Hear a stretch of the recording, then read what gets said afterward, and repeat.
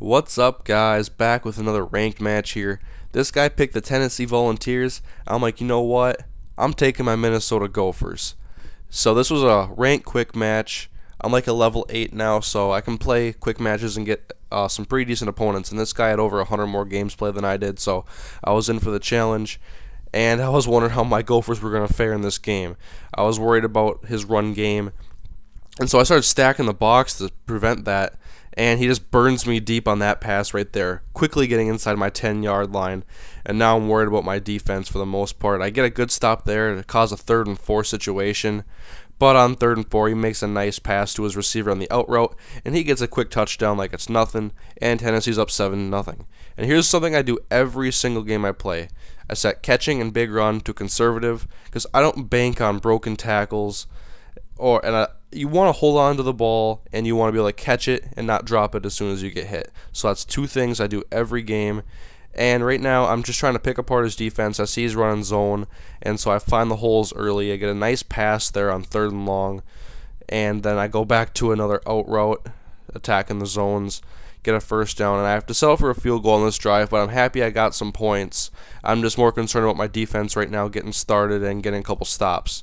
And so 1st down the next drive, I get a sack with a 3-man rush in just a couple seconds, and so I was really excited about that. And then I brought a safety down because I didn't think he would go deep again, and sure enough he does, and he burns my cornerback, and he gets an easy touchdown. And so 14-3, and he's had 2 relatively easy touchdowns so far in this game. And I know my defense needs to get better, but on this play, I just went 5 wide, sent everybody on streaks so I could run with my quarterback.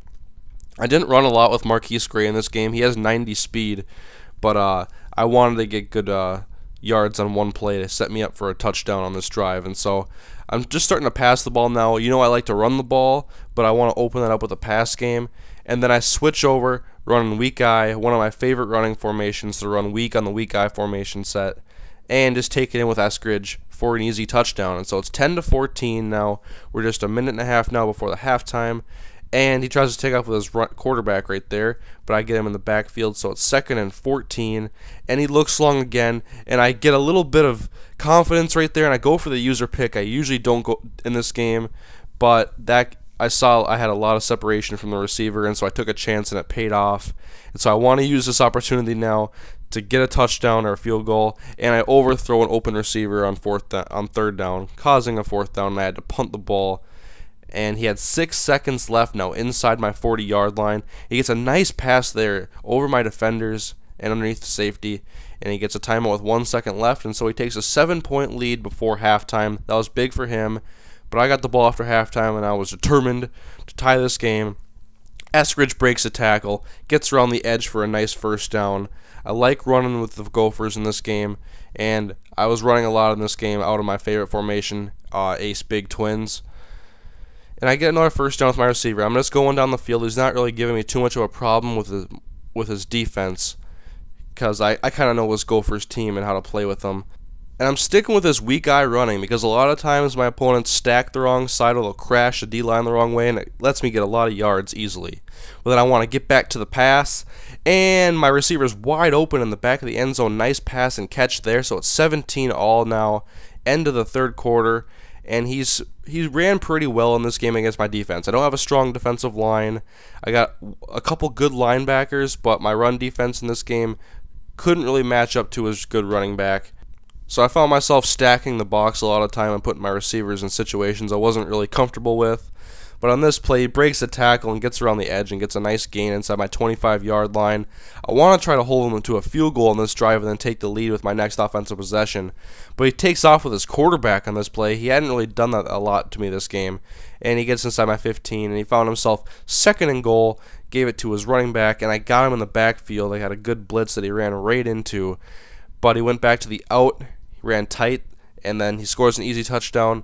Good play right there. So it's 24-17. I got a minute and a half left to come back, and I just start throwing it to my running back, put him out in motion, and he didn't make any adjustments with his coverage during the game, and that's why I kept attacking this spot right here, because they become predictable and they don't change it up, and that's why a lot of people lose games. And I'm running no huddle right here because I see something in his defense I can attack, and that's his linebacker manned up on my running back.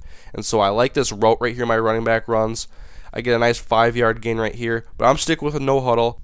I'm calling a different play that runs pretty much the same route, but I'm going to keep doing my hot route, getting my wide receiver going deep so there's no one in my way except for the linebacker, and I get a first down inside the 20-yard line. Feeling pretty good on my offense because he's not switching it up, and then I go to the opposite side now to my receiver who runs a slant out, get a first and goal situation, and just give it back to Eskridge, and he scores a touchdown for my Gophers. We tie the game up at 24-24 because I don't go for 2 because I have faith in my defense. And he takes off with his quarterback here. Clutch tackle by the cornerback right there. It could have been a lot more yards, but luckily we held him.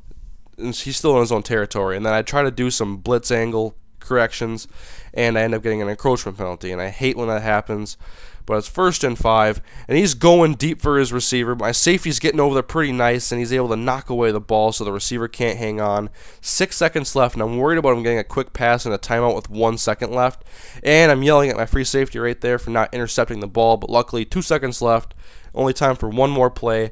So let's put everybody in zones and man up the receivers. And it's knocked away, incomplete. So we got bonus football going to overtime. I'm the team on the road, so I get to pick the toss, and I win, and I pick defense. And so I'm hoping I can hold him to a field goal or just cause an interception or something, and I knock away a pass there to cause 3rd and 6, and now I'm running zone instead of man. And I get the nice interception there with my cornerback.